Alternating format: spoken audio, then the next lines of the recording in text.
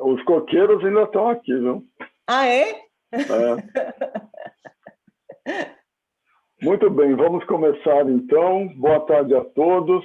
Sejam bem-vindos a mais um webinar debate promovido pela Secretaria Regional de Interior Paulista Valdemar Safiotti, da Sociedade Brasileira de Química.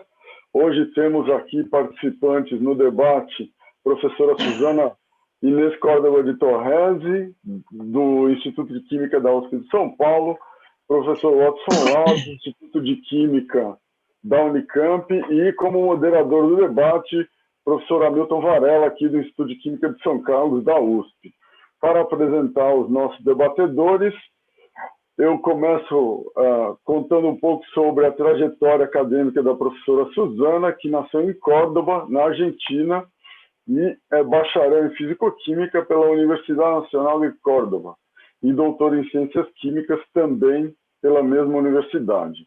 Ela fez pós-doutorado na Université de Paris 6, Pierre-Marie Curie, foi pesquisadora visitante do Instituto de Física da Unicamp, pesquisadora associada do CNPq no Departamento de Química da UFSCar e depois foi contratada como docente no Instituto de Química da USP de São Paulo.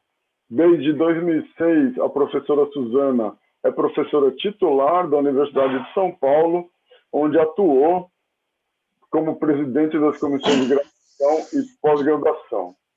Ela é membro do corpo editorial do Journal of Electroanalytical Chemistry e foi editora da revista Química Nova e tomou parte no comitê consultor do Cielo no Brasil. Em 99, a International Society of Electrochemistry concedeu o prêmio Tajima para jovens autores à professora Suzana e também recebeu o Ordem Nacional do Mérito Científico na categoria Comendador. Ela foi vice-presidente da International Society of Electrochemistry. Em 2018, ela recebeu o prêmio ACS-SBQ para Mulheres na Ciência.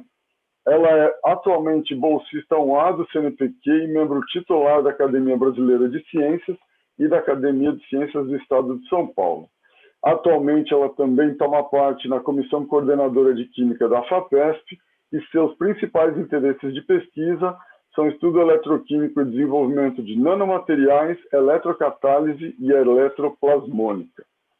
O professor Watson Law é graduado em Química Industrial pela Universidade Federal do Rio Grande do Sul, com doutorado pelo Instituto de Química da Universidade Estadual de Campinas. O professor Law fez estágio de pós-doutorado no Chemical Laboratory da University of Kent, em Canterbury, e foi pesquisador visitante da Universidade em Lund, na Suécia, e professor visitante da Universidade em Osaka. Ele é atualmente Fellow da Royal Society of Chemistry. Também é professor titular da Universidade Estadual de Campinas e foi diretor do Instituto de Química da Unicamp entre 2010 e 2014. Ele foi editor do Journal of the Brazilian Chemical Society entre 1999 e 2017, editor associado do Journal of Surfactants and Detergents desde 2009 e é membro do Advisory Board do Journal of Chemical Thermodynamics, Chemical Sciences, Langmuir e ACS Omega. Ele é coordenador adjunto de equipamentos multiusuários da FAPESP, counselor do International Association of Chemical Thermodynamics e membro do Board de Directors of Calorimetry Conference. E ele atua na área de Química com ênfase em Termodinâmica Química e Físico-Química de interface. O professor Hamilton Varela, ele é o atual vice-diretor do Instituto de Química de São Carlos da USP. Ele se graduou em Engenharia Química pela Universidade Federal do Rio Grande do Norte, fez mestrado no Instituto de Química de São Carlos na USP e doutorado em Ciências Naturais pelo Instituto Fritz Haber da Sociedade Max Planck e Universidade Livre de Berlim. Fez pós-doutoramento na Universidade Técnica de Munique e também no Instituto Fritz Haber da Sociedade Max Planck. Ele é atualmente membro titular da Academia de Ciências do Estado de São Paulo, na qual também foi diretor executivo entre 2015 e 2019. O professor Hamilton também é Fellow da Royal Society of Chemistry e foi vencedor da primeira edição do Ethel Prize do Arthur Center for Electrochemistry and Catalysis.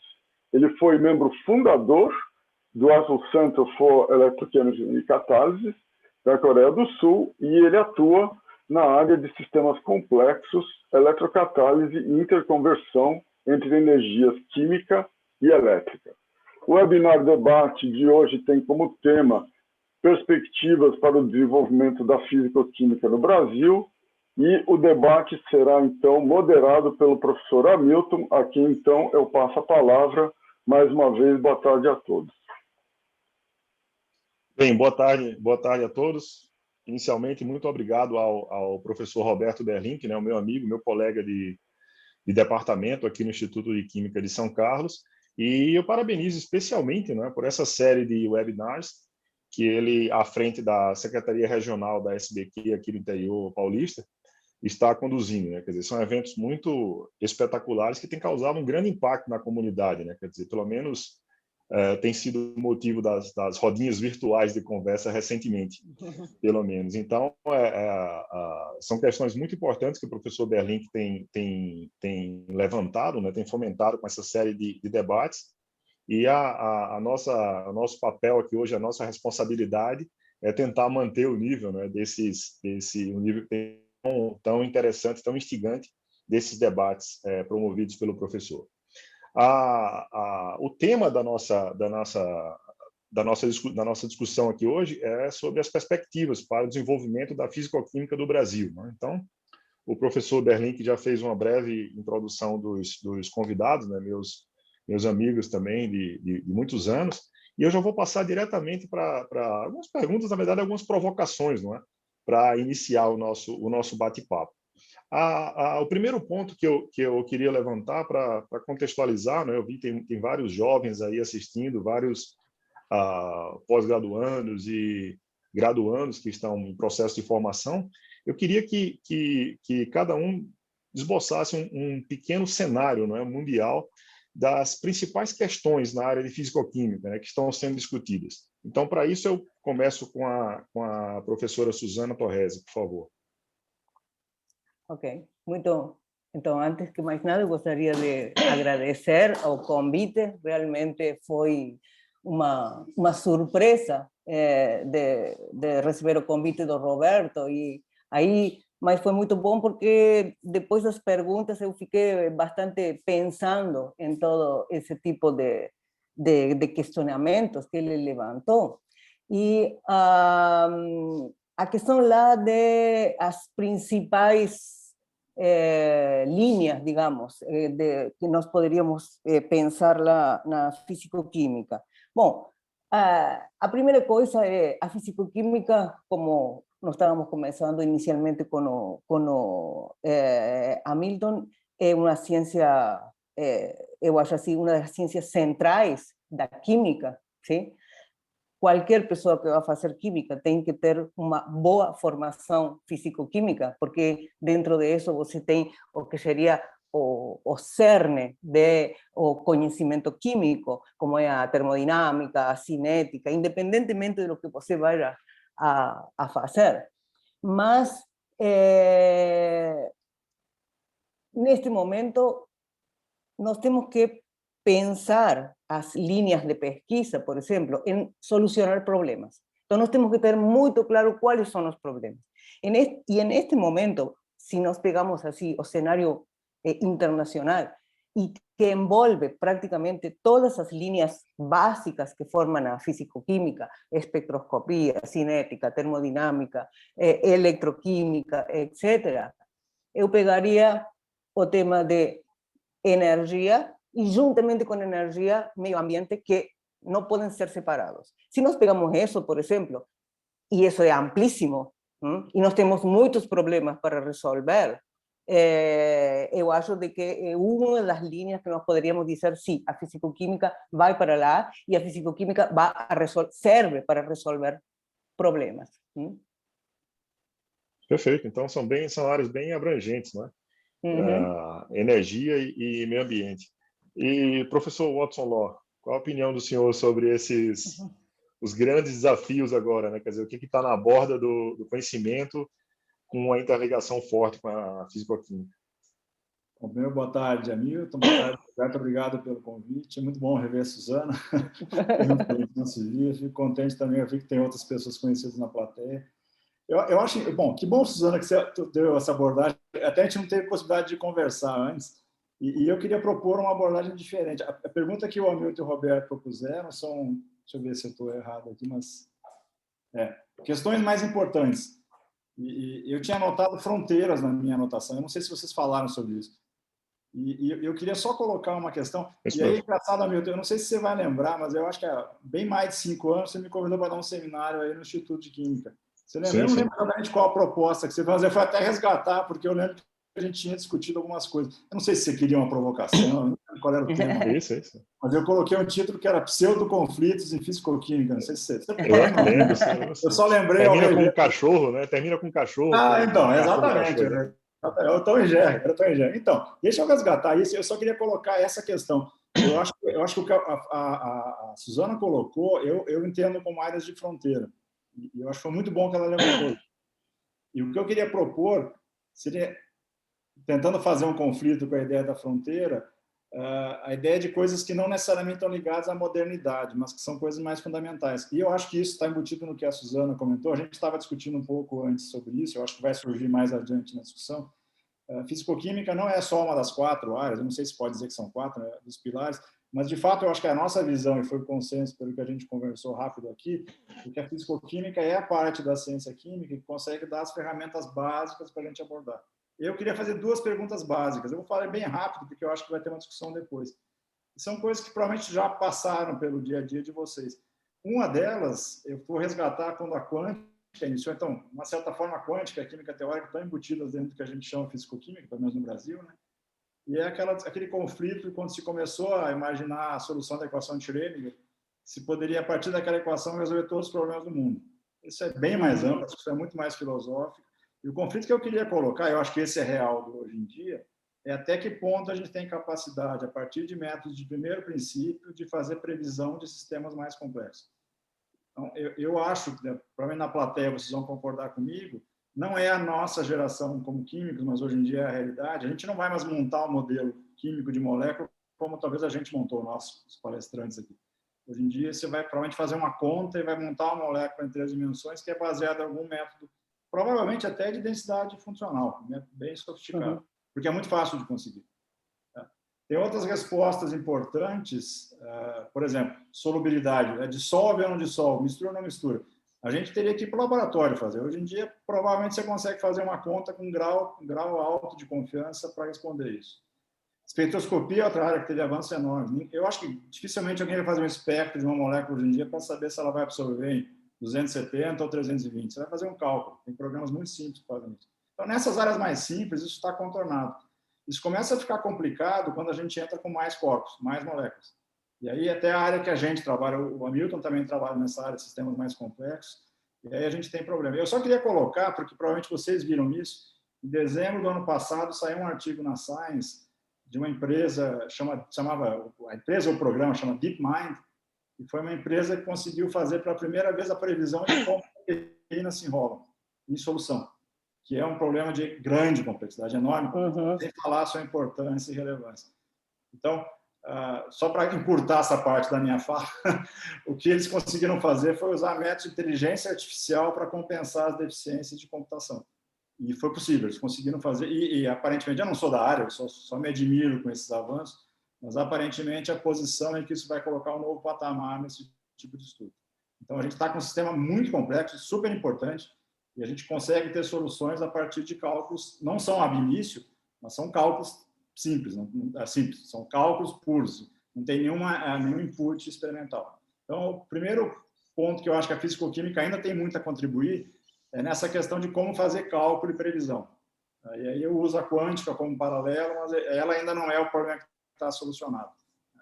O segundo ponto que eu queria colocar, esse é bem fundamental, e às vezes até ele não é muito valorizado, é o que eu também acho que é um conflito sobre o que a gente costuma chamar de equilíbrio termodinâmico e equilíbrio cinético. Então, a gente está, como químico, acostumado a reconhecer equilíbrio quando as coisas não mudam. Aí todo mundo que já fez físico-química em algum lugar ouviu do professor, ou se foi o professor falou para o aluno, e se olhar para o diamante ele não vai mudar. Eu acho que a Suzana não tem o dedo aí, né, Suzana? Agora, para a gente olhar Mas não vai mudar. E vocês sabem que a energia do diamante é bem maior que a do grafite, não é o estado de equilíbrio. Tá? O outro paralelo que eu acho que o Hamilton gosta de usar são os seres vivos. Então, a gente é um sistema como ser vivo de alta complexidade, os parâmetros são muito fixos, mas a gente está muito longe do equilíbrio.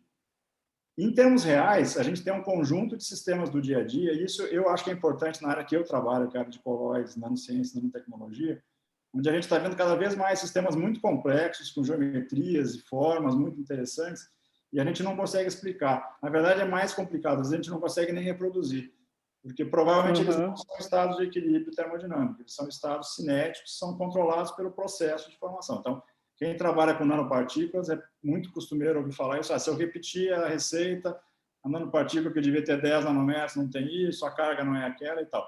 Provavelmente você não está lidando com um sistema em equilíbrio termodinâmico. Isso é muito importante, porque na hora da gente tentar explicar o sistema, a gente tem que saber o que a gente está lidando. Então, se você começar a usar critérios energéticos de estabilidade, você vai usar isso para equilíbrio termodinâmico. Para equilíbrio cinético, você tem que pensar em dinâmica de processo, como que as coisas acontecem, como é que é o mecanismo que isso ocorre. De novo, eu acho que essas duas áreas, tanto a parte cinética como termodinâmica, são áreas em que a fisicoquímica tem muito a contribuir. O que eu acho que falta para a gente é ressaltar... alguns de vocês já participaram de banca comigo, essa é uma das perguntas que eu acho que eu costumo ser chato algumas vezes, mas eu acho que alguém tem que fazer. Eu acho que a gente tem que questionar até que ponto o sistema que a gente está discutindo é um sistema que está em equilíbrio, ou termodinâmico ou cinético, e a partir daí isso divide mais ou menos a discussão e abordagem que a gente tem. Então, eu acho que o primeiro ponto é reconhecimento que são ramos diferentes. E a partir daí a gente vai trabalhar com maneiras de abordar diferentes. Então, não é exatamente fronteira que eu tinha anotado, mas eu acho que a pergunta de vocês não foi fronteira, né? Foi pergunta Perfeito. Eu acho que ela qualifica. Importante, claro. De uma certa forma, eu espero que complemente a visão da Suzana, com a qual eu concordo perfeitamente, que já foi talvez na direção de sistemas de fronteira de aplicação. Perfeito. Quer dizer, qual é o cenário traçado aqui? Né? Nós temos os problemas que o professor Watson colocou, que são problemas legítimos da fisicoquímica, digamos assim, desde a sua origem, não é? Até outros que a fisicoquímica talvez precise um pouco mais talvez com uma crise de identidade, não é? Descobrir qual é o seu papel, tanto na parte com sistemas biológicos, né, a origem da vida, que o professor Watson falou, quanto da professora Suzana em relação à energia e meio ambiente. Acho que a gente vai retornar para essa interface da fisicoquímica depois, mas tem um problema interessante, né, que talvez na sequência faça parte da nossa discussão, né? Quer dizer, a ciência é feita por pessoas, né? Quer dizer, a gente sabe quais são as questões importantes, existem as idiosincrasias culturais ou de formação de cada comunidade, de cada país, e eu gostaria que os senhores comentassem um pouco agora sobre qual é o papel, né, da formação dos nossos alunos, tanto graduação quanto pós-graduação para a fisicoquímica, porque não tem jeito, né? O conteúdo vai aumentando, a complexidade vai aumentando, e alguns temem um pouco em detrimento a introduzir uma disciplina igualmente importante na graduação, a gente precisa tirar, por exemplo, termodinâmica e estatística, né? Que a Unicamp não retirou, né? Mas nós nunca tivemos na nossa graduação. Então eu queria que os senhores contextualizassem um pouco a formação dos nossos pós-graduandos aqui no Brasil, na fisicoquímica, né? Quer dizer, se está quem, se não está, o que a gente pode fazer? Então, para inverter, eu converso agora com o professor Watson e depois a professora Suzana. Tá bom, ótima pergunta, Milton. Eu acho que nós temos que reconhecer uma coisa, que provavelmente quem já está circulando em outros lugares, né, saindo um pouco fora do Brasil, nota que a gente tem um privilégio que eu acho que é um patrimônio que a gente tem, que é a quantidade de alunos interessados em estudar a química e particularmente fisicoquímica.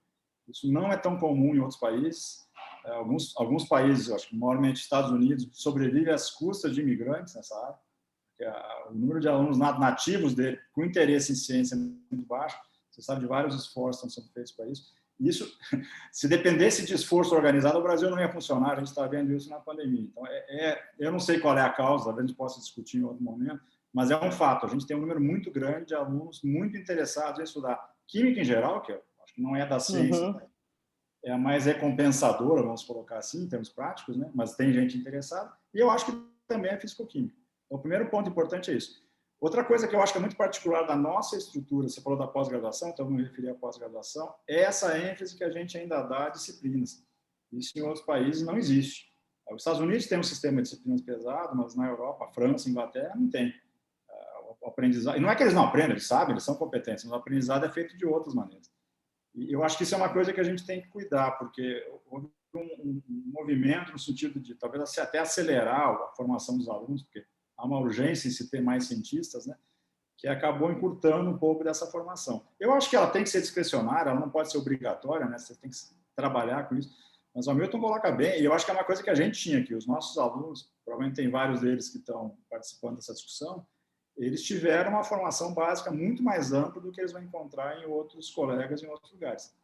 Isso eu acho que é um diferencial. Por que eu acho isso? Eu não acho do meu achismo, né? Mas a gente convive. Os nossos alunos vão para o exterior. Alguns vão passar um tempo, voltam, alguns vão e ficam lá, fazem carreira e tal.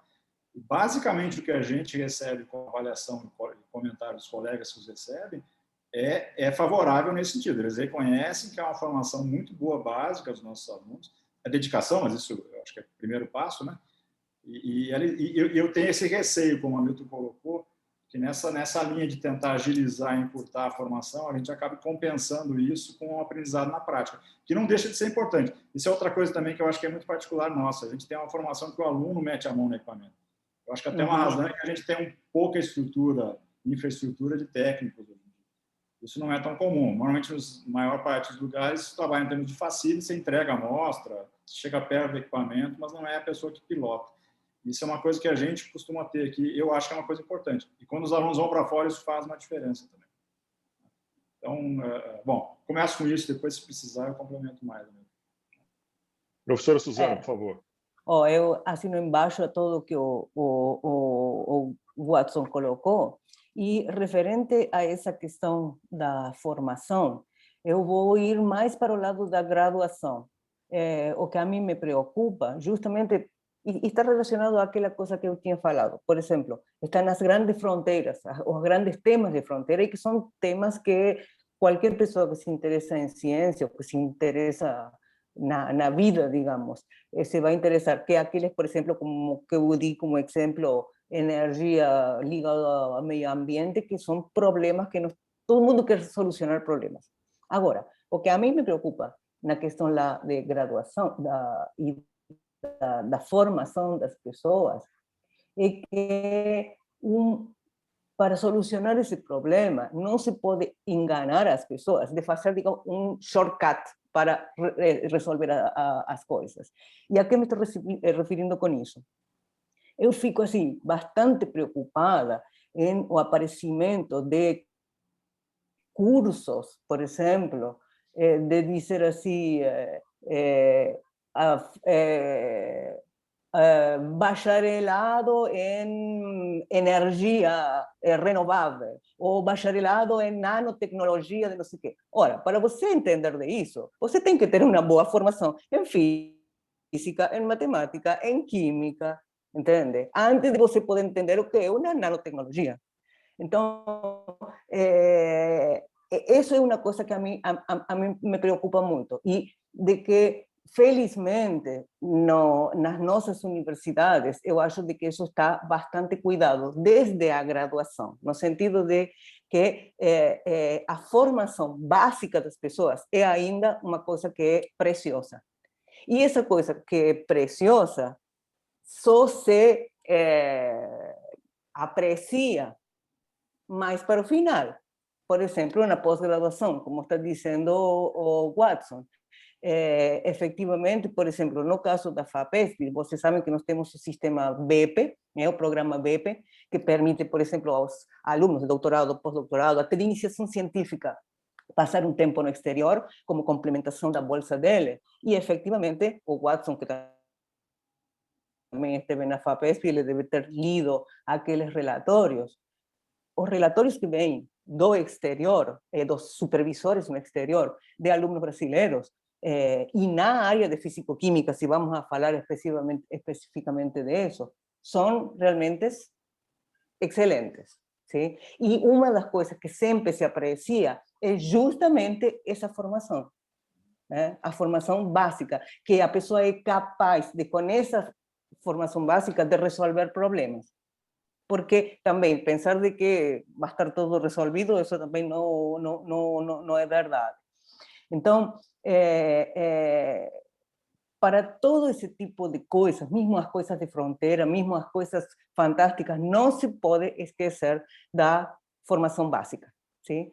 Então, eu assino embaixo o que o Watson está falando em quanto aos cursos, tanto na graduação como na pós-graduação, a forma em que são distribuídos, etc., etc. Essa é outra discussão, mas perder, ou seja, a formação básica é fundamental, e a formação na área de fisicoquímica, nem falar.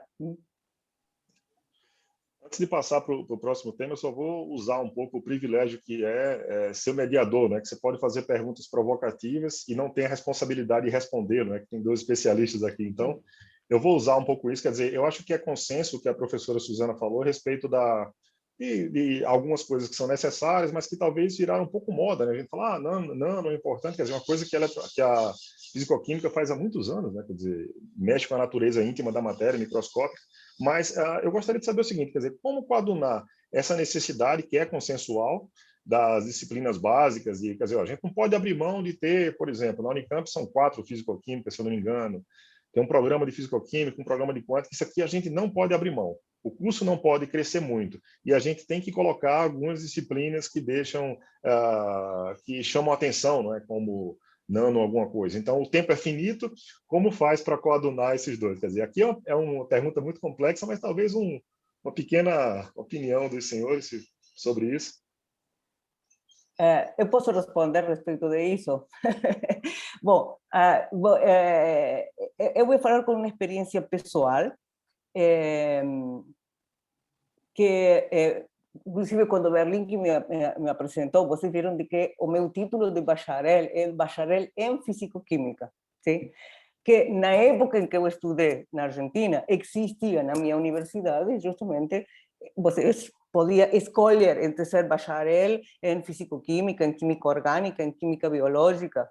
Hoje em dia não é assim, hoje em dia é bacharel em química.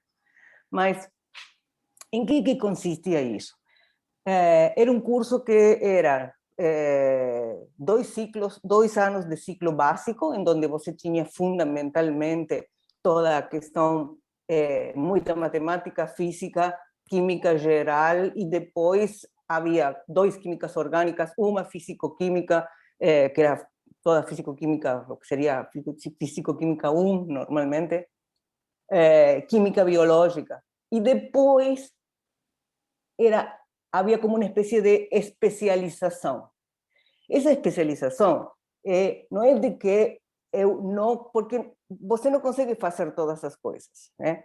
Então, eu fiz, por exemplo, muito mais quântica e muito mais termodinâmica estatística e muito mais fisicoquímica que os meus colegas que fizeram bacharelado em química orgânica, que eles fizeram até 5 química orgânica, sim?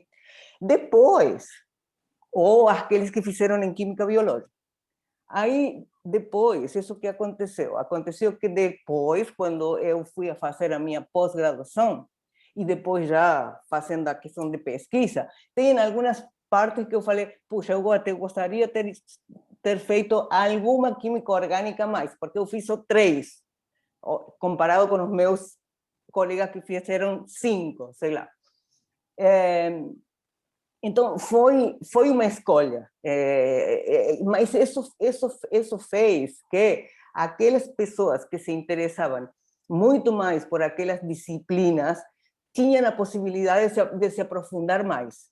Sim? Isso não significa que aquele que fez química orgânica não fez nenhuma quântica, não, fez uma, tá certo? Mas, ou seja, então eu acho de que essa flexibilidade que eu, por exemplo, quando nós mudamos o curso, agora ultimamente em São Paulo, essa foi a ideia, com aquelas disciplinas eletivas, que são diferentemente de você fazer optativas, sino eletivas, porque você tinha que, obrigatoriamente, entre um leque de tantas básicas, escolher, sei lá, e dependendo da tua interesse. ¿Sí? Que si você está interessado, obviamente você se vai dedicar mais. Para mim foi bom, sim, para mim foi bom, porque também fica difícil de você fazer um curso, que eu conheço também, por exemplo, outros cursos que não fizeram isso, e o curso se estendeu a 6 anos, o que é completamente fora da realidade hoje em dia, não tem sentido. Então, é uma discussão, mas eu acho que a flexibilidade de currículo é muito importante. Mas flexibilidade não significa de que você necessariamente tire coisas que são fundamentais. Naquela coisa que você vai fazer tem que ser bem aprofundada. Perfeito. E, isso vale obviamente, para todas as essa áreas, coisa né? que você falou, vamos a... Absolutamente, para todas as áreas. Para todas Perfeito. as áreas. Dessa maneira que eu vejo. Perfeito. Professor Watson, queria adicionar alguma coisa nessa linha? Então, eu acho que a dificuldade é esse equilíbrio, Hamilton. O que a gente tentou fazer aqui foi criar um núcleo básico que o nosso núcleo básico é uma disciplina de pós-graduação. Uhum. Eu acho que é possível você dar uma base razoável, quando já tem informação em química, mas eu acho que eu queria chamar a atenção a um outro ponto. Um aluno de você pode, eu acho que na Alemanha não tem curso, tem, Hamilton? Não, eu não fiz nenhum curso. Na pós-graduação, não. Como é que você aprendeu? Na Inglaterra não tem, na França não tem. As pessoas estudam por fora, você tem outros sistemas de aprendizado. Então, eu acho que isso é uma coisa que a gente precisa incentivar. Talvez desvincular que todo aprendizado tem que ser feito numa disciplina com um professor. Existem outras maneiras, né? E eu acho que isso é uma coisa que pode ser incentivada. A gente tem um exame de qualificação aqui que não é muito bem visto pelos alunos, mas ele exige que a pessoa se dedique a um tema que é fora do seu trabalho de tese. Então, pode ser uma dessas perguntas que a gente discutiu aqui. Isso força que durante 30 dias, mais ou menos, o aluno trabalhe em cima de conceitos básicos. Eu acho muito bom, porque, independente do tema, ele dá uma segurança boa para o aluno. Depois que o aluno passa, eu consigo fazer uma coisa que eu não conhecia, em 30 dias eu consigo ter um nível de discussão que eu faço uma arguição com uma banca. Eu acho que isso é uma coisa que a gente, principalmente com técnicas. Técnicas é uma dificuldade que a gente vai ter sempre. As técnicas estão surgindo mais do que a gente consegue dar cursos. E não faz sentido se parar a pós-graduação para ficar dando um curso sobre cada técnica. Eu acho que a gente tem que incentivar que o aluno aprenda isso de outras formas. Né? Então, quer dizer, para amarrar, né? Na graduação, a ideia seria ter um núcleo básico muito forte, né? E alguma flexibilidade para contemplar, eventualmente, alguma área nano, coisa desse tipo. E na pós-graduação, talvez o estudo individualizado, né? Quer dizer, cada um tem algumas falhas na graduação e teria que eventualmente, resolver. Eu acho que o caminho é esse, realmente, né? O professor falou da falta de curso, né? Que não existe na Alemanha, alguns cursos durante a pós-graduação. A defendendo a minha tese, por exemplo, as perguntas não foram sobre a tese, e a livre docência de quem faz na Alemanha, que eu não fiz, é um tema completamente diferente. Não é? Mas, voltando aqui para algo mais específico da fisicoquímica, que já conversamos um pouco aí no aquecimento, não é? Eu acho que um aspecto muito importante da fisicoquímica, talvez até um pouco diferente das 4 áreas principais da química, seria a interdisciplinaridade. Né? Então, só nessa na intervenção inicial, os senhores já falaram na parte de energia e meio ambiente, né, que pega várias áreas, engenharia, bio, etc., que a fisicoquímica tem um papel muito importante, e também especificamente na história da origem da vida, né, a origem e manutenção da vida, como o professor Watson falou. Então, eu acho que esse é um aspecto bastante importante, principalmente se a gente tomar como ideia da fisicoquímica, você, a partir de propriedade macroscópica, explicar o que acontece na natureza íntima da matéria. E isso não surgiu agora com microscopia, né? Isso surgiu nos primeiros modelos. Né? Então, essa combinação entre experimentos de bancada, modelagem e simulações dá à fisicoquímica um aspecto bastante... uma grande oportunidade de dialogar com outras áreas. Né?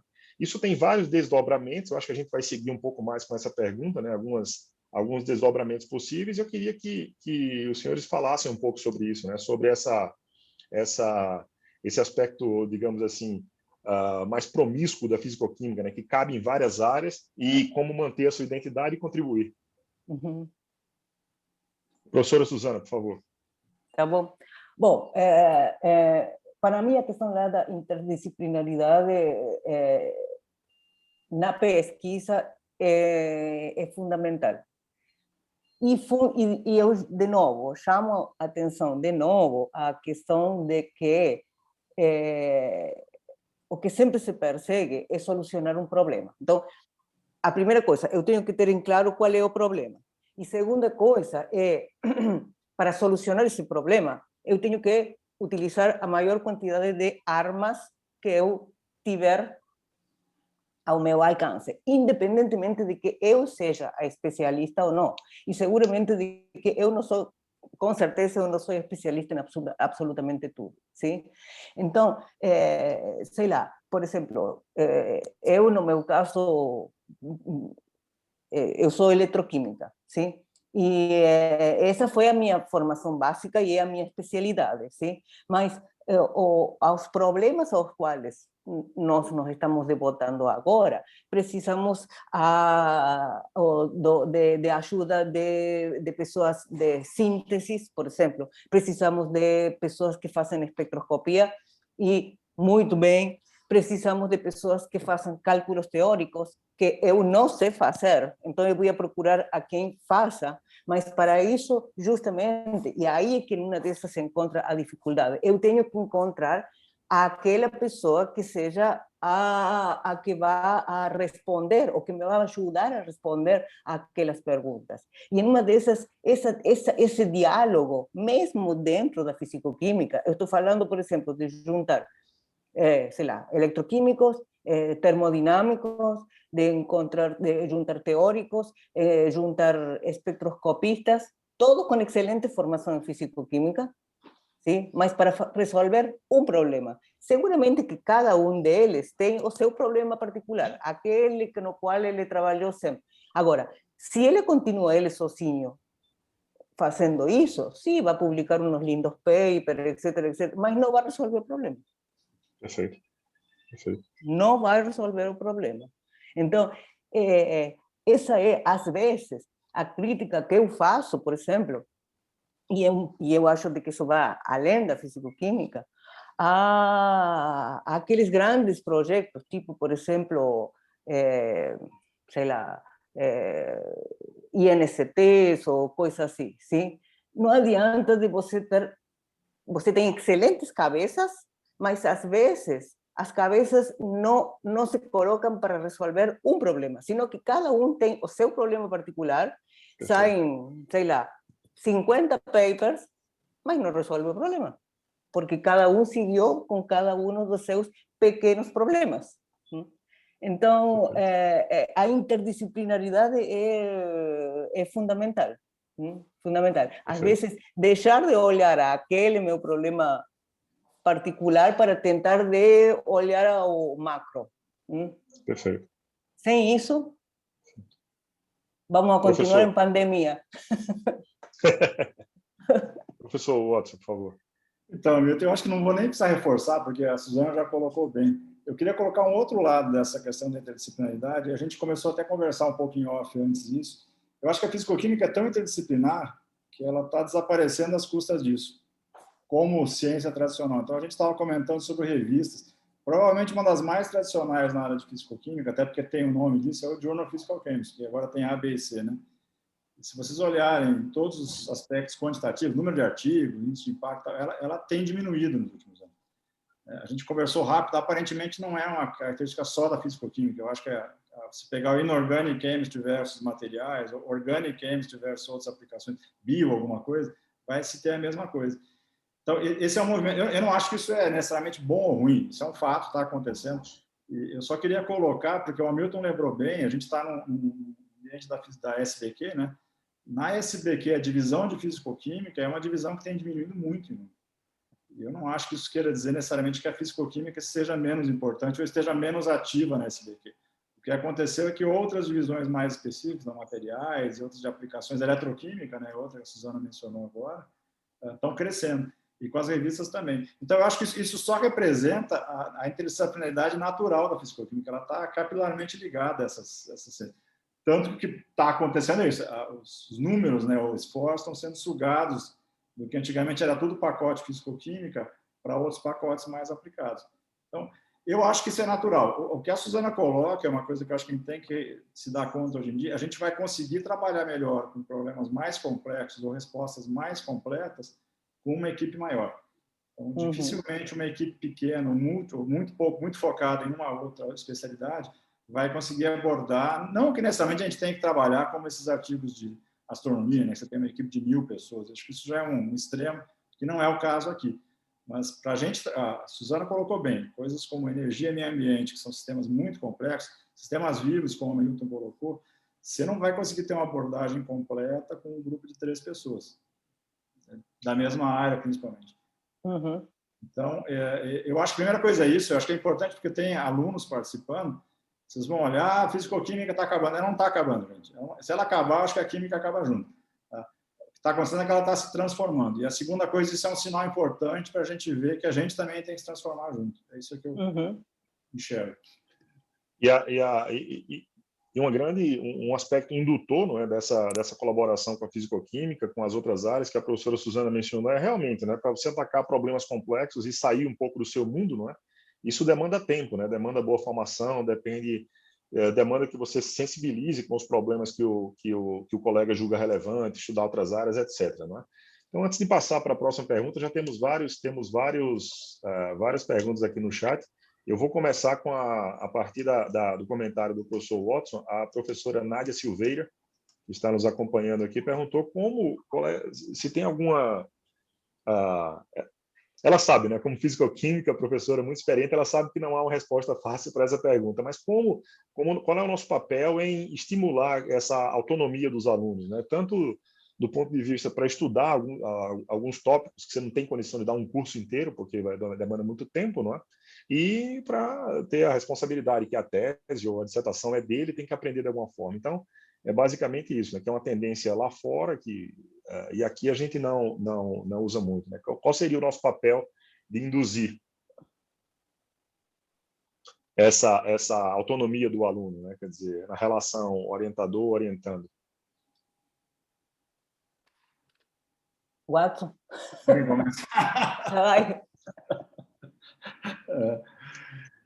Então, eu acho que a gente tem algumas ferramentas, alguns papéis que a gente tem. Então, como docente, né, onde a gente pode induzir isso. Então, eu acho, por exemplo, voltando àquela questão dos cursos de formação que a gente colocou, eu acho que como docente a gente pode trabalhar numa situação em que a gente seja menos o ator e mais o aluno passa a ser o ator. Outra bem concreta, que é esse aprendizado de relação orientador-orientado. Então, de novo, acho que a gente deve cada vez mais, até porque a gente está numa situação que a gente não tem mais condições, os grupos estão crescendo, né? Não tem mais condições de controlar tudo e vai precisar fazer isso de alguma forma, então acho que é uma coisa que a gente tem que começar a fazer. Tá? Eu vejo que quando a gente passa essa responsabilidade para o aluno, eu sei que provavelmente eu conhecendo o Hamilton e a Suzana, vocês devem ficar muito nervosos, como eu fico também, e ansioso. Mas eu vejo que os alunos respondem. Sim. E eu acho que isso é um pouco do que a Suzana coloca, porque no exterior isso é muito mais cobrado. Mais talvez do que a gente é um pouco paternalista, eu acho. E esses alunos que a gente costumava ser muito paternalista, quando eles são expostos fora do nosso alcance a situações mais críticas, eles respondem bem. Então, eu acho que tem que começar a trabalhar assim. Agora, é interessante porque as instituições não são montadas assim, né? Muitas vezes, a gente usa muito, sei lá, o laboratório Síncrono aqui, por exemplo, outros facilities. Algumas exigem que o orientador vá junto, como se o aluno não fosse capaz de fazer o experimento. E, na verdade, na prática, eles têm muito mais condições que a gente. A gente está só junto lá para se pegar fogo, alguma coisa, botar a culpa em alguém, mas a gente não vai poder resolver. Então, até quando a gente talvez... na situação institucional, a gente tem que refletir se a gente não está reforçando esse comportamento. Né? Talvez falte essa conscientização, né? Que a tese, ele que deve entender da tese muito mais que o orientador, né? Deve ser o especialista, né? Tem até eu acho que o nosso papel com os alunos de conversar ou contar um pouco, introduzir um pouco a cultura acadêmica é muito importante, né? Tem um eletroquímico famoso que, propositalmente, não vou lembrar o nome dele agora, mas que a professora Suzana deve conhecer, que tinha uma lenda que era o seguinte: tinha 2 alunos que começavam um doutoramento no seu laboratório e eles diziam, tá aqui o problema para resolver. Assim, mas de quem é esse problema? Falou, dos 2. Quem resolveu primeiro leva a tese. Então, claro que isso não é um ambiente sadio para se trabalhar, não é? Mas já existiu em algum momento, não é? Aqui tem algumas colocações muito importantes do professor Paulo Netz, né, que é um grande nome da nossa fisicoquímica, atuante na SPQ, autor de livros, tá? Então, eu acho que a gente já até respondeu de alguma forma, né, que ele pergunta sobre a importância de, em primeiro lugar, de contextualizar a fisicoquímica para a academia e para a vida, né, dos estudantes, para estimulá-los um pouco. E outra, ele pergunta sobre introduzir algo um pouco mais avançado, que não é comum aqui, que termodinâmica fora do equilíbrio na graduação. Talvez isso junte um pouco o que a gente tinha dito, né, que não há muito espaço para crescer, apesar da importância, e talvez caiba a ser um estudo individualizado, né, porque ninguém nega a importância da área, Mas eu acho de que essa é, por exemplo, é aquela coisa que eu me estava referindo com aquele leque de disciplinas eletivas. Entende? Então, você não vai ter de uma turma de 30, possivelmente você tenha 5 que queiram fazer termodinâmica fora, mas são aqueles que se interessaram por isso. Agora, não necessariamente na graduação, os 30 têm que ver isso como básico. Sim, mas eu acho de que isso é uma coisa que é excelente, por exemplo, para uma eletiva. Perfeito. Perfeito. O que eu queria... Isso, exatamente. Na questão lá, e está relacionado com a interdisciplinaridade, aquela coisa que estava colocando o Watson enquanto a orientador orientando e tudo demais, justamente pelo fato dos problemas cada vez ser mais complexos e querer resolver mais coisas e querer entregar a coisa mais apurada, o fato de que é importantíssimo para nós como orientadores conhecer a comunidade. Sim. Então, quando aparece o problema, é de saber, dizer, bom, esta coisa de aqui, eu não sei resolver. Aqui, mas aí eu acho, por exemplo, que você tem que ir a falar com o Hamilton. Tipo, por exemplo, se começa a aparecer, eu vejo de que começa a aparecer um regime oscilatório no meu sistema. Eu não tenho ideia de como isso se resolve, mas eu sei quem sabe disso. Então, orientar ou me orientando, dizer, olha, eu até aqui cheguei, mas vamos conversar com o Hamilton sabe disso. Ou começa a aparecer um problema lá com os coloides, ou por exemplo, teórico. Bom, aqui nós deveríamos fazer cálculo teórico. Eu não sei fazer. Não sei fazer e não vou aprender, tá? Mas eu sei quem que pode nos ajudar. Então, vamos a conversar com fulano de tal, que eu acho de que essa é a principal coisa. E tentar de fazer que esse fulano de tal nos ajude e seguramente que vai sair uma coisa muito mais apurada e muito melhor. E eu vou poder publicar, por exemplo, uma revista muito melhor do que se eu ficasse sozinha, porque eu não consigo resolver o problema, tá certo? Então, e na físico-química, nós temos... A físico-química brasileira é riquíssima. Tem praticamente todas as áreas e todas as especialidades. Então, temos a faca e o queijo na mão, né? Que eu lembro nisso, Suzana, eu acho sim, talvez para alguém que está mais estabelecido, acho que pode ser a situação da gente aqui, é muito tranquilo de fazer isso. Eu sei que conheço o seu trabalho, conheço o Hamilton também, acho que a gente faz. Eu acho que existe um certo conflito quando o pesquisador está em consolidação. E aí eu acho que aquela questão, quando a gente participa de avaliações, a gente discute muito isso, da gente poder entender que nem toda produção qualificada vai necessariamente ser única do autor, né? Então, a gente tinha muito aquele negócio, não, o cara está publicando com o outro, não é dele. Mas, gente, é o que a gente falou, problemas complexos requerem equipes completas, né? Sim. Eu acho que isso é uma coisa que eu estou chamando atenção, porque eu sei que tem gente, eu vi que alguns até perguntaram aqui, que também tem acento do outro lado, né? Ou você está numa posição de chefia no seu instituto, no seu departamento, de mostrar para um colega que está em consolidação que isso não é ruim. Eu até acho que teve uma fase que isso foi considerado uma coisa ruim. A gente meio que se formou assim, né, Suzana? Mas hoje em dia não é. E se a gente quiser fazer ciência de qualidade, não vai, é muito difícil, não dizer que não vai, é muito difícil eu conseguir isso. Então, eu acho também que a gente precisa, quando está do outro lado, enxergar que essa situação é uma situação que vai acontecer, ela não é ruim. Eu acho que você interagir com pessoas que ampliam o alcance do seu trabalho é muito bom. Mas o ponto-chave é que o senhor mencionou, quer dizer, depende da fase da carreira. Depende. Tem só um aspecto aqui mencionado, quer dizer, uma coisa que eu não fazia a menor ideia, né, que a Dulce de Oliveira mencionou que entre as áreas da química, a físico-química realmente parece que é um pouco desprezada no ensino médio, né? É uma coisa que eu não sabia, e fica aqui a observação, e ela também gostou muito do comentário da professora Suzana sobre as limitações intrínsecas de cada um, não é, para caminhar com o seu trabalho. A próxima pergunta, né, ou provocação, é sobre qual é o status atual da fisicoquímica aqui no Brasil. Né?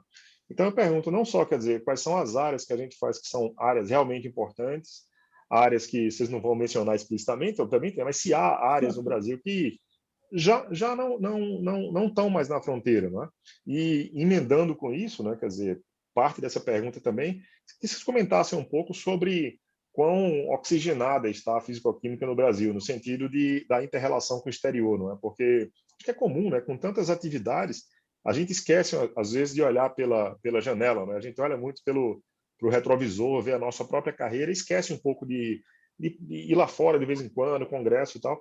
Então, eu queria que os senhores comentassem um pouco sobre o status da fisicoquímica no Brasil agora, se estamos, como é que é aquele critério, né? Acima de 1, abaixo de 1, estamos perto aí da fronteira, e se ela é suficientemente oxigenada com as boas ideias dos grandes centros. Eu posso começar? Por favor, professor. Eu pessoalmente, eu sou bastante optimista respeito da fisicoquímica no Brasil. Eu acho que está relacionado ao que eu falei antes. Nós temos uma completitude dentro do que nós poderíamos dizer, vamos a decir, a divisão de fisicoquímica, se pegamos, por exemplo, a SBQ, já que estamos dentro da SBQ, nós temos uma completitude enorme. Nós temos teóricos, nós temos espectroscopistas, nós temos eletroquímicos, nós temos termodinámicos, nós temos catalíticos, porque independentemente que tenha havido depois as divisões em outras subdivisões, como a divisão de eletroquímica, a divisão de catálise, a divisão de materiais, que foi uma melange, digamos, de outros, mas são sempre os mesmos. Por exemplo, até agora não tem havido uma divisão de espectroscopia, mas eu lembro de que em um momento até se chegou a cogitar. Aí sim que diretamente ficaria esvaziada. Mas isso não significa que fica esvaziada a fisicoquímica do Brasil, porque porque são foros de discussão, às vezes de tópico ou mais pequenos. Mas se nós fôssemos a pensar, por exemplo, sei lá, em um INCT de fisicoquímica, nós temos tudo. Y que no en todas partes eso existe, no en todas partes eso existe. En geral, pelo que eu vejo, por exemplo, eu ia falar especificamente do estado de São Paulo, eu vejo na FAPESP, tem muita relação com o exterior, a fisicoquímica brasileira em geral, falando de essas áreas, os teóricos, de espectroscopia, eletroquímico, a parte de catálise também. Então, eu pessoalmente eu tenho uma visão muito positiva desde esse ponto de vista. Eu não vejo, eu sou optimista, eu não vejo aquela questão de dizer não, está morrendo. Não, ao contrário, o que acontece é de que numa dessas é de que com essa formação básica de fisicoquímica se está tentando de resolver problemas muito mais complexos, sim?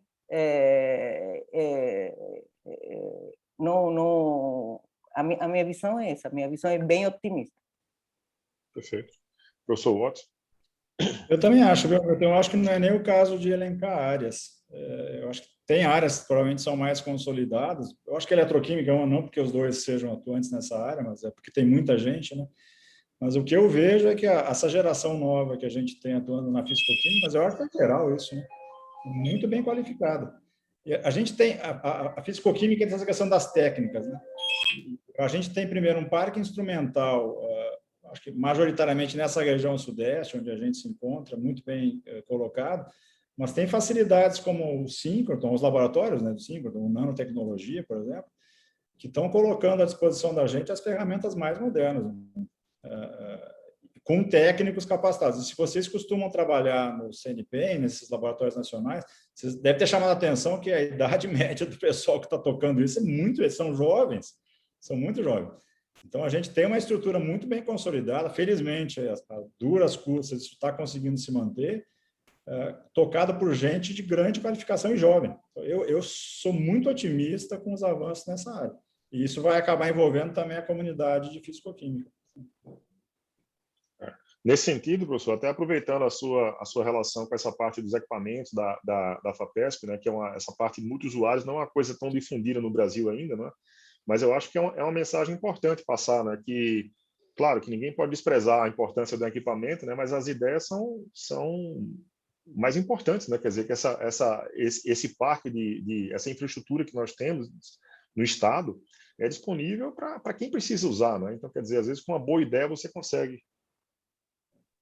Eu acho que não necessariamente ela foi voluntária, embora eu acho que muitas pessoas já agiram isso antes da FAPESP solicitar, ou as agências solicitarem. Mas ela, hoje em dia, ela é mandatória por quem concede, né? FAPESP, principalmente, mas também porque você não tem mais condições de manter o equipamento sozinho. O custo de manutenção de equipamentos grandes é muito grande. Laboratórios grandes, como essas facilities de laboratórios nacionais, fazem isso às custas de um trabalho enorme de angariar recursos. Mas o pesquisador não consegue mais, né? Então, acho que isso vai colocar a gente num outro patamar. O que eu vejo de indiretamente por trás disso é fomentar interações. Né? Porque o fato de, se eu vou para São Carlos trabalhar com equipamento aí de um colega do Instituto de Química, por exemplo, do Instituto de Física, naturalmente eu vou interagir com esse colega, com as suas equipes. Os alunos, que eu acho que é o mais importante, vão estar em contato com outros alunos para conversar e tal. Isso acaba fomentando essa ampliação das atuações que a gente tinha discutido, né? Então, eu acho que não é só a questão econômica de manutenção dos instrumentos ou custo, mas também o que está por trás de fazer com que a ciência se abra mais, né? Uhum. Perfeito. Professores, em relação a essa última pergunta daqui, né, quer dizer, eu confesso que eu fiquei um pouco surpreso com esse otimismo dos senhores sobre quão completa é a fisicoquímica no Brasil, não é? Então, tem várias pessoas que estão assistindo aqui, não só de São Paulo, obviamente, né? Então, considerando que os senhores estão com essa visão ampla em vários órgãos de fomento, pareceres, etc., vocês poderiam dizer agora, de bate-pronto, o que está faltando no Brasil? Qual é a área que, se alguém fosse abrir um concurso aí na fisicoquímica, o senhor diria, essa área não tem nada aqui, precisamos de alguém, ou é uma área emergente da fisicoquímica que precisaria, tal. Alguém falou, Roraima presente. Roraima, Rio Grande do Sul, Brasília. Que área, professora? A senhora diria que está faltando aqui no Brasil um profissional da fisicoquímica que, por exemplo, a senhora colabora no exterior e, se tivesse aqui, adoraria interagir? Pergunta muito difícil. Pergunta bem, bem difícil.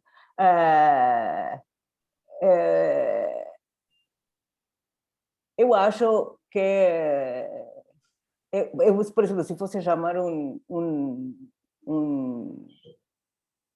concurso, sim? Bom, eu sou de uma instituição que dificilmente os concursos se chamam por área, né? O concurso normalmente é chamado em química, então é até mais difícil ainda, sim? Eu chamaria físico-química, né? Geral. Exatamente. Mas, por exemplo, me resulta bem, bem difícil para mim de pensar nesse momento assim alguma área que, digamos assim, o que estaria faltando no Brasil, né? Porque para mim o que sim falta no Brasil, em uma dessas, é justamente essa interação entre os diferentes grupos de fisicoquímica, sim? Eu pessoalmente, por exemplo, que estou falando lá da parte teórica, etc. Eu comecei agora a colaborar com essas pessoas, e para mim era muito difícil, por exemplo, conversar. E às vezes era aquela questão de que os alunos ter a tendência de dizer, não, mas aqui eu faço um cálculo, etc., porque eu aprendi. Não, vamos a falar com o especialista, que o especialista nos ajude. Mesmo de que, por exemplo, ele possa chegar a dizer, nossa, mas isso que você está pensando é óbvio, ou aquela coisa, aquele seu problema é óbvio, mas da forma em que ele pode chegar a resolver. Eu acho que o que falta, justamente, às vezes, é comunicação. E também conhecimento da comunidade, Isso também é importante. Importantíssimo. Professor Watson. Sabe, Milton, eu acho que o diferencial seria até o... Eu não sei, se eu tivesse que escolher um novo colega nosso, eu não sei se eu pensaria numa pessoa que fosse especialista numa área. Eu pensaria numa pessoa que conseguisse trabalhar em mais de uma. Puxar a questão da interdisciplinaridade. Acho que é um pouco do que a Suzana colocou. Eu acho que nós estamos precisando de gente que consiga lidar de modo mais complexo com essa realidade que a gente está colocando aqui. Não foi a formação que a gente teve, né? A gente veio muito dessa escola de uma técnica, uma ciência. Eu acho que, felizmente, a gente conseguiu ampliar um pouco, né, Suzana, o que a gente está fazendo. E eu acho, eu posso usar o nosso chair como exemplo, eu acho, Milton, que a pesquisa que você faz tem muito disso. Você consegue lidar com a parte experimental e a parte teórica, que não é muito comum aqui. Você trabalha com um tipo de sistema específico, né? Mas eu acho que essa abordagem de alguém que consegue se sentir à vontade com 2 pés ou mais, talvez, né? Seria, para mim, um diferencial. Talvez um pouco do que a gente tem sentido. Os nossos concursos não têm sido mais em uma área ou técnica, né? Eles são mais abertos. E eu acho que um pouco é isso. Não sei se você não vai conseguir resolver o problema com uma pessoa que é especialista numa técnica. Eles são importantes. Eles acontecem naturalmente, mas eu acho que a gente está precisando mais de gente que tem uma visão mais ampla.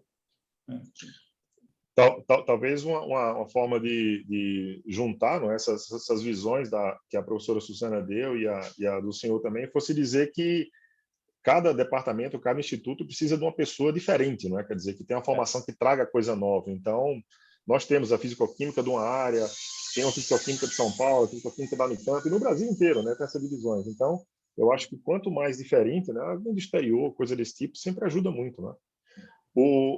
Nós fomos, as instruções que nós recebemos, veja só, que teríamos que acabar às 3 horas em ponto. Só que aí temos um conflito, que o chefe nosso aqui, que é o professor Roberto Berlim, também fez uma pergunta.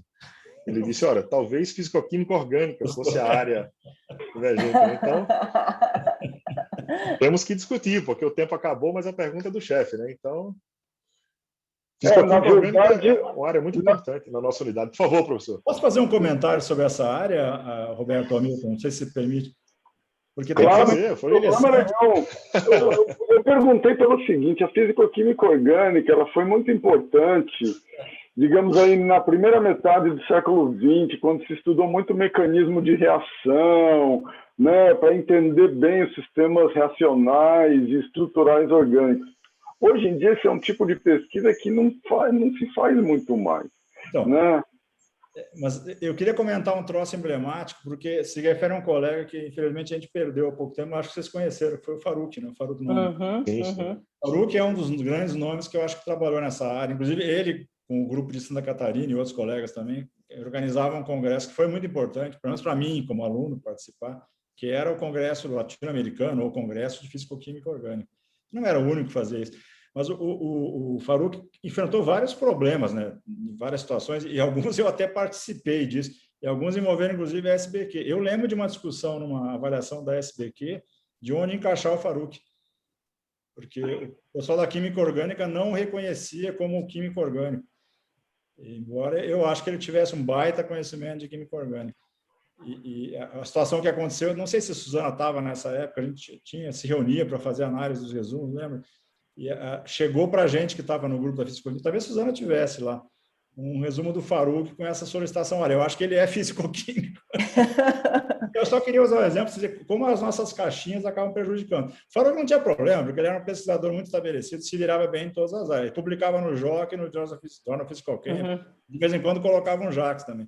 Mas eu sei de alunos dele que tiveram problemas em concurso. Que não conseguiam classificar. Eu não lembro como é que a Federal de Santa Catarina botava o diploma deles, se era em fisicoquímica ou em orgânica, mas a outra área não os reconhecia. Então, vocês veem que coisa, né? Eu acho que isso está acabando, felizmente, né? Mas, eu acho de que isso está acabando, justamente.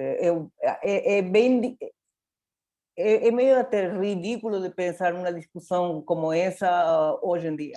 E se você pensa, por exemplo, hoje os que faziam ou que se colocam dentro daquela parte de fisicoquímica orgânica, sei lá, por exemplo, na Argentina são considerados orgânicos, mas hoje em dia são pessoas que estão distribuídas, por exemplo, em outras divisões, tipo, por exemplo, a fotoquímica, tipo, por exemplo, na divisão de catálise, ou seja, tem havido, digamos, como uma espécie de especialização, mas continua, ou seja, se você vai pensar os princípios básicos, continua sendo havendo muita fisicoquímica e havendo muita química orgânica. Eu acho, inclusive, que, se vocês me corrigem se estiver errado, eu acho, inclusive, que na USP não pode barrar ninguém agora, né, por concurso, assim. Então, o concurso abriu para concurso em quântica. Se você é advogado, você não pode ser barrado, não. Você faz concurso e pronto, né? Então, professor Berlin, se o senhor me permite, tem uma pergunta aqui do Eduardo Garcia, que eu acho que o senhor poderia responder isso aqui muito bem, não é? Ele fala sobre o otimismo, sobre as perspectivas, mas ele se mostra preocupado também com uma certa descrença da ciência no Brasil, né? Talvez nesses 2 últimos anos, no último ano para cá, isso tenha aflorado com maior força, né? Não sei. Então, talvez para fechar, a sugestão que o senhor falasse um pouco sobre isso, né? Já que está tão envolvido com essas iniciativas aí de popularização da ciência, ou um debate de alto nível, né? Porque essa é uma pergunta realmente extremamente atual, né? Você diz para mim? Sim. Eu posso comentar, né? Apesar de eu não ser um dos debatedores, mas enfim. Não, sem dúvida, né? Esse é um assunto que foi colocado em cima da mesa e agora a gente vai ter que encarar esse fato. Quer dizer, existe uma discussão dentro da FAPESP um tempo atrás do impacto da formação do ensino médio no desenvolvimento da ciência, né? E isso foi um debate de algum tempo na FAPESP, e a gente, né, tentava se nortear e falar assim, bom, mas como que a gente pode, então, né, para uma agência que financia pesquisa, que acontece quase toda no nível de ensino superior e depois, impactar o ensino médio, quer dizer, porque ali é o teu ponto-chave, onde você vai influenciar os estudantes e falar assim, pô, eu quero entender mais de ciência, eu quero aprender mais ciência, eu quero ser cientista, né? Então, é um processo complexo e que envolve desde a formação, pelo menos, do ensino médio, né? Então, assim, no meu ver, não basta a gente fazer divulgação científica, embora isso seja importante, sem dúvida nenhuma, mas é necessário realmente uma remodelação do ensino médio e um fortalecimento do ensino médio para que a gente possa esclarecer melhor o aluno qual é o papel da ciência no mundo em que a gente vive.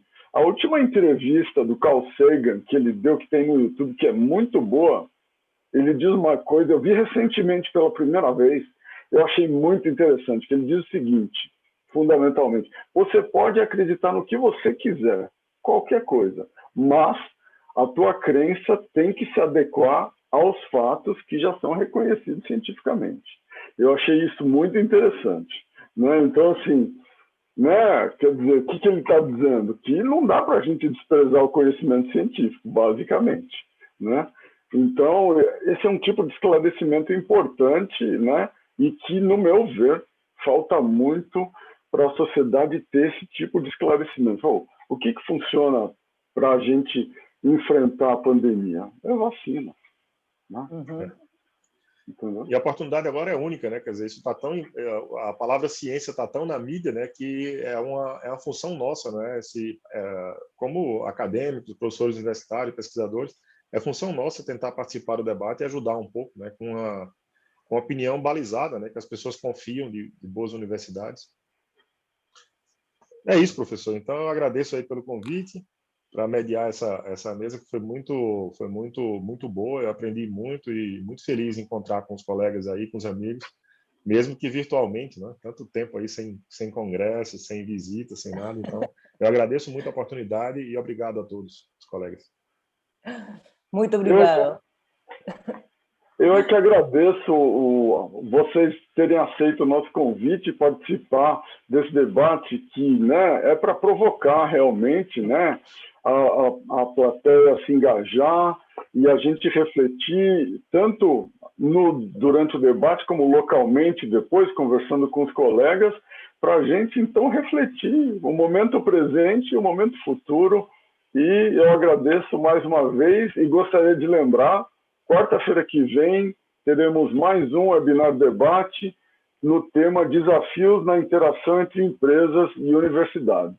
Eu desejo uma boa tarde a todos e, mais uma vez, muito obrigado a todos pela participação. Muito obrigado. Até logo. Tchau, tchau. Obrigada. Cuidem, gente.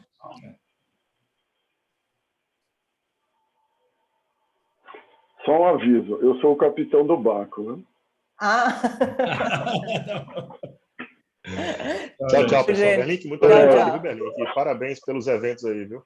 Parabéns. Imagina, que Parabéns, é isso, amigo. Eu que agradeço pela presença aí. Tchau. Depois, eu só queria, Berlink, se você pudesse, quer dizer, tem um link para a pessoa acompanhar no YouTube diretamente ou só aqui na reunião? Tem. Inclusive está gravado, a gente disponibiliza o vídeo para a SBQ está colocando no canal deles, mas vai ficar no meu canal também, eu posso divulgar depois para vocês sem problema. Ah, entendi. Quem acompanha ao vivo é só por aqui, né? Isso, é por aqui, mas também pelo meu canal do YouTube, né? Tinha, tô sabendo. Até alguns momentos atrás, tinha umas 20 pessoas no YouTube, mais ou menos, assistindo. Legal, muito obrigado. Imagina, eu que agradeço, Hamilton. Boa tarde aí para você. Um abraço, tchau, tchau.